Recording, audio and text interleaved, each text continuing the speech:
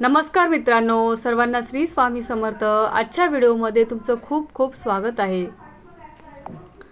दीप अमावस्या म्हणजेच गतहारी अमावस्या ही जी अमावस्या आहे ती लक्ष्मी प्राप्तीचा अतिशय सुंदर दिवस असतो।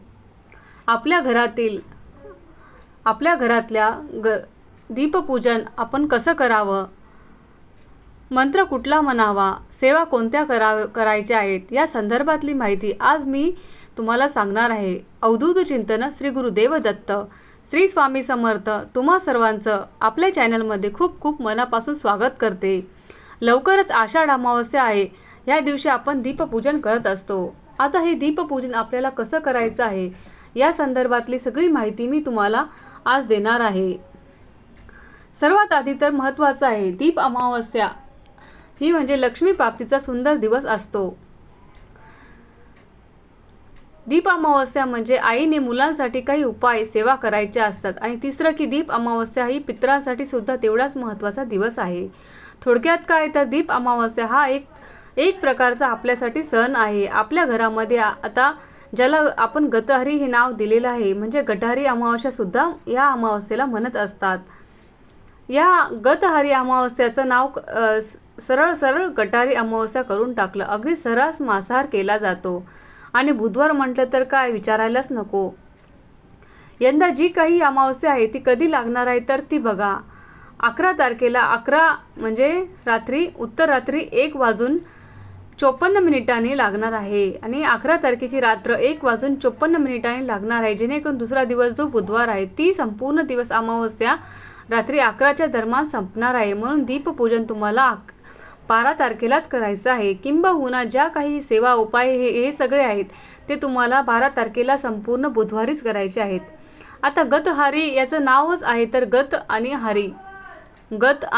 गतहरी म्हणजेच काय की आपल्या आयुष्यातील आलेले संकट, वेदना, त्रास त्यांचं हरण होऊन जाऊ दे। माझ्या आयुष्यात जे काही कष्ट आहे त्यांचं हरण होऊन जाऊ दे आणि मगच म्हणूया या अमावस्येला गतहरी अमावस्या असं म्हटलेलं आहे। मग काही लोक या गतहरी अमावस्येला इतकं छान नाव असताना सुद्धा काही लोक या अमावस्येला गटाहरी अमावस्या म्हणत असतात। दुसऱ्या दिवशी श्रावण होतं, सर्रास मांसाहार केला जातो। खरं तर बघायला गेलं तर गतहरीच्या नावाने चुकून मांसाहार करू नये, कारण हा लक्ष्मी प्राप्तीचा दिवस आहे। जे काही तुम्हाला कारण सांगितलं त्याचा महत्त्वाचा दिवस मानला जातो। आपण बघूया की आता आपल्या घरामध्ये दीपपूजन कसं करायचं। सगळ्यात आधी तर दीपपूजन कोण करू शकतो ते बघा। दिवसभरामध्ये कधीही तुम्ही दीपपूजन करू शकता। लोक सकाळी करतात तर काही लोक संध्याकाळी करतात। तुमच्या गावाकडे तुमच्या घरात जी काही पद्धत आहे त्याच पद्धतीने आपल्याला सगळं छान असं दिव्याचं पूजन करायचं आहे। सर्वात आधी चौरंग किंवा पाट तुम्हाला घ्यायचा आहे। त्याच्यावरती तुम्हाला लाल वस्त्र अंथरायचं आहे। पाटाभोवती किंवा चौरंगावरती तुम्हाला रांगोळी काढून घ्यायची आहे। आपल्या घरातील जे काही दिवे आहे ना ते धुवून स्वच्छ करून घ्यायचे, आपल्याला पूजा करायची असते। आधीच्या काळी आपण या सगळ्यांनी पाहिलं, आता सगळ्यांना माहीत आहे की दीपपूजन म्हणजे काय। तर आपल्याकडे ना एक लॅम्प असायचा, पहिल्या जमान्यामध्ये एक लॅम्प असायचा जो रॉकेलवर चालायचा, तर त्याची सुद्धा पूजा केली जायची। जर तुमच्याकडे असेल तर त्याची सुद्धा पूजा तुम्ही करू शकता। बऱ्याच ठिकाणी स्टोव्ह असतो, चूल असतो, त्याची सुद्धा पूजा केली जाते। या संदर्भातली सविस्तर माहिती मी तुम्हाला नक्की शेअर करेल। बघा, सगळ्यात आधी ना इथे तांदळाची राशी काढून त्या चौरंगावरती थोडेसे तांदूळ टाकून रास काढून घ्यायची आहे, कारण त्याच्यावर आपल्याला सगळे दिवे ठेवायचे आहेत। थोडी तांदूळ ठेवायचे आहेत। नंतर त्याच्यावरती हळदी कुंकू अर्पण करायचं आणि त्याच्यानंतर सगळे दिवे ठेवायचे आहेत। बघा, प्रत्येक गावामध्ये प्रत्येक समाजामध्ये आपली वेगळी पद्धत असते। काही ठिकाणी असं असतं की फक्त एकच दिवा लावायचा आणि काही ठिकाणी असं असतं की सगळे दिवे लावायचे असतात। तुमच्याकडे काय पद्धत आहे? तुम्ही एक दिवा जरी लावला तरी काही हरकत नाही, तुम्ही सगळे दिवे लावले तरी काही हरकत नाही, पण लक्षात ठेवा एक दिवा तुपाचा नक्की असावा। थोडक्यात काय तर एक दिवा तेलाचा आणि एक दिवा तुपाचा तुम्हाला घ्यायचा आहे। माझ्याकडे जे काही दिवे आहेत ते मी सगळे लावून घेतले। इथे छानपैकी दिव्यांची मी पूजा मांडणी करून घेणार।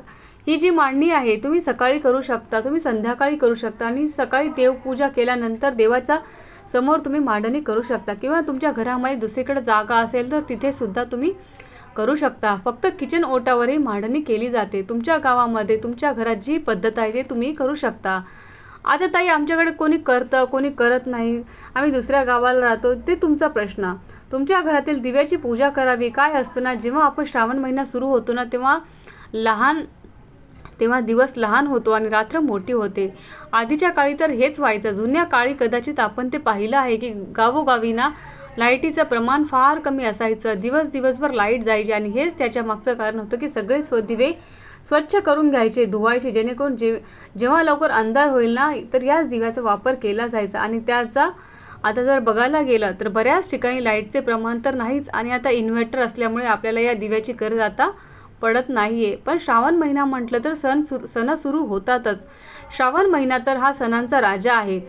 मग जर आपण आपले सगळे दिवे या कारणाने कुठल्या ना कुठल्या कारणाने आपण व्रत वैकल्याला आपण हे दिवे आपल्याला हे लागतच असतात आणि ते काढून त्याची आपल्याला पूजा करायची असते. कुठेतरी हा सुद्धा एक कृतज्ञतेचा एक भाग आहे. कारण दिवा हा आपल्या आयुष्यातील अंधार दूर करत असतो आणि आपल्याला सुखाची आणि यशाची प्राप्ती करून देत असतो. म्हणून तुमच्या घरात जे काही तूप असेल, तेल असेल, दिवे असतील ते तुम्ही वापरू शकता. तर बघा, दिवा लावताना आपण काय करायचं, 2 वाती मिळून 1 वात करायची आहे. आपल्याला असे दिवे लावायचे आहेत. प्रत्येक दिव्यामध्ये आपल्याला 2-2 वाती लावून आपल्याला तो दिवा प्रज्वलित करायचा आहे. सगळे तुमच्याकडे जितके दिवे आहेत तितक्या दिव्यामध्ये तुम्ही 2-2 वाती लावायची आहे. अशा प्रकारे आपल्याला हा दिवा लावायचा आहे. घरात पुरणाचा नैवेद्य केला जातो. तर आता आमच्याकडे लाह्या दूधच कोणी दूध साखर दाखवतो, कोणी लाह्या दाखवतात. कोणाला जे जमेल ते दाखवू शकतो. तुम्हाला जर जमलं तर तुम्ही पुरणवरणाचा स्वयंपाक केला तर अतिशय उत्तम. जर तुम्ही नव्याने करणार असाल तर तुम्ही अगदी दूध साखरेचा नैवेद्य सुद्धा तुम्ही दाखवू शकता. सगळ्यांना प्रसाद म्हणून खायचा आहे.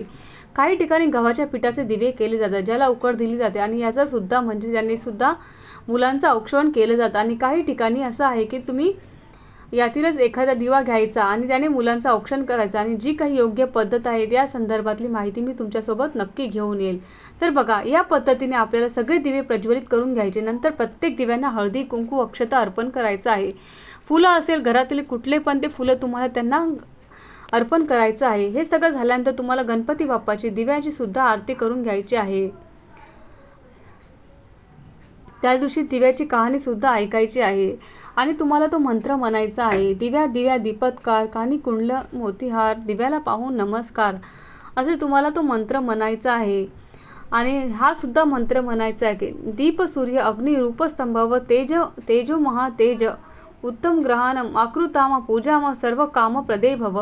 म्हणजेच हे दीप देवा, तू सूर्यरूप आणि अग्निरूप आहे, त्याच्यामध्ये सर्व उत्तम तूच आहेस. माझी पूजा स्वीकार कर आणि माझ्या सगळ्या इच्छा आकांक्षा पूर्ण कर. आता बघा, इथे मी हे झाल्यानंतर मला दूध साखरेचा नैवेद्य दाखवायचा आहे. त्याच्यानंतर मी तुळशीपत्र त्या दूध साखरेमध्ये अवश्य तुम्ही ठेवू शकता. काही लाह्या मिळाल्या तर तुम्ही लाह्या सुद्धा ठेवू शकता. आणि नंतर आपल्याला शुभं करोती म्हणायचं आहे. आणि नंतर काही ठिकाणी आजही पंती वापरली जाते. मग आपल्याला तुळशीला दिवा लावायचा आहे. औदुंबराला कुठे पण असेल तर तुमच्याकडे पंती असेल तर तुम्ही त्या पंथीची सुद्धा पूजा करू शकता. दीप अमावस्या म्हटलं तर लक्ष्मी प्राप्तीचा अतिशय उत्तम दिवस. मग काय साधना करायच्या, काय सेवा करायच्या, तर बघा, 16 वेळा जसं की 11 वेळा जसं जमेल तसं या पद्धतीने महालक्ष्मी अष्टकम पठण करू शकता. एक वेळा किंवा 16 वेळा श्री सुक्तम तुम्ही पठण करू शकता. विष्णू गायत्री मंत्र, लक्ष्मी गायत्री मंत्र, व्यंकटेश स्तोत्र, कुबेर मंत्र जो आपला नवारणाव मंत्र याचे पठण तुम्ही करू शकता. जो आणि एक खूप महत्त्वाचा आहे तो म्हणजे कमलात्मक मंत्र आणि त्याची एक माळ तुम्ही जप करू शकता. तुम्हाला जेवढी जमेल तेवढी तुम्ही सेवा करण्याचा प्रयत्न करा. जेव्हा तुम्ही दीपपूजन कराल ना तेव्हाच तुम्ही सगळ्या सेवा पण उरकून घ्या, म्हणजेच तुम्हाला दिवसभर त्या गोष्टीचा ताण राहणार नाही. आता आपल्याला ही पूजा आपल्याला दुसऱ्या दिवशी उचलायची आहे. त्या दिवशी तुम्ही उचलू नका. जरी तुम्ही सकाळी सेवा केली तरी सुद्धा त्या दिवशी दिवसभर ही पूजा तशीच राहू द्या. सगळ्या लोकांनी या घरातील दिव्याचे दर्शन घ्यावे आणि सांगितलेला मंत्र म्हणावा. आता सगळ्यात महत्त्वाचं ताई, मासिक धर्म असेल तर तुम्ही काय करा, तुम्ही फक्त दिवे स्वच्छ करून ठेवू शकता. घरात कोणी असेल तर त्यांना ही सेवा करायला लावा. पूजा करायला सांगा. जर सुतक विटाळ असेल तर अर्थात ही पूजा तुम्हाला करता येणार नाही. दिवे वगैरे स्वच्छ धुवून घेऊ शकता, पण ज्यांना वाटतं की मला या सगळ्या गोष्टी पाळायच्या आहे, सुतक विटाळ वगैरे काही सुतक वगैरे संपल्यानंतर तुम्ही दिवे पुन्हा धुवून घेऊ शकता. जर तुम्ही बघितलं तर या पद्धतीने आपल्याला दीपपूजन, दिव्याची पूजा करायची आहे. नक्कीच या दिवशी दिव्याची आरती जी आहे ती तुम्हाला करून घ्यायची आहे. आता कोणी काय करतं तर कोणी काय खावं, तर तुम्ही हा प्रत्येकाचा वैयक्तिक प्रश्न असतो. कोणी ही सुंदर अतिशय पूजा केल्यानंतर मला तर वाटतं की आपण त्या दिवशी व्हेज जेवण केलं पाहिजे, नॉनव्हेज खाल्लं नाही पाहिजे. पण घरातली व्यक्ती ऐकणार नाही, मग आम्हाला करून द्यावंच लागतं. तर तुमचा अगेन वैयक्तिक प्रश्न असणार आहे. मांसाहार करून द्यायचा तुम्ही करू शकता, पण पूजा तुम्ही सकाळीच करण्याचा प्रयत्न करा. सेवासुद्धा सकाळीच करण्याचा प्रयत्न करा. आता मांसाहार आपण या दिवशी लक्ष्मीप्राप्तीचा मांसाहार आणि आपण लक्ष्मीप्राप्तीची सेवा जे आहे ते करणार आहोत. मांसाहार खरंच केलं पाहिजे का, तर तुम्ही बघा, बऱ्याच ठिकाणी धूम्रपान, मद्यपान सर्रास प्रकारे होतं. बऱ्याच ठिकाणी या सगळ्या गोष्टी होत असतात. पण या सगळ्या गोष्टी करताना तुम्ही तुमच्यासाठी या सुंदर सेवा तुम्ही सकाळीच उरकून घ्या. काय करायचं, सकाळी तुम्ही करून दिलं तर दिलं, पण सकाळीच तुम्ही करण्याचा प्रयत्न करा. आजची झालेली सेवा मी तुमच्या स्वामींच्या चरणी अर्पण करते आणि आजचा व्हिडिओ इथंच थांबवते. तर